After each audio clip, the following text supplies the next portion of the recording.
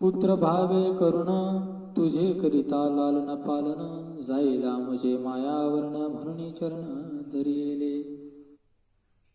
एक आई असते ना, तिचे बालक स्वरूपामध्ये त्या बालकाची जे काही लालन पालन करण्याची जी काही इच्छा असते ती फार वेगळी असते.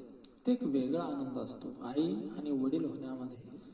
तर असं तू दिव्य रूप दाखवशील वगैरे, परंतु जे काही, कारण की आम्ही मनुष्य आहोत आणि मनुष्यामध्ये एक साहजिकच निसर्गतः ते भावना असते की आम्ही आई व्हावं, आम्ही वडील व्हावं, बालकाचं संगोपन करावं, लालन पालन करावं, त्याचे हट्ट पुरवावे, एक वेगळा आनंद असतो. आणि म्हणून आम्ही तुझे चरण धरतो. ते बालक रूपामध्ये तुझी एक प्रकारची सेवा म्हण किंवा लालन पालन करण्याचा जो आनंद आहे, तर तो आनंद उपभोगण्याचं आम्हाला एक सुख तू द्यावं, अशी विनंती अत्रि मुनी आणि स्वयं आता दत्त चैतन्याकडे करताय.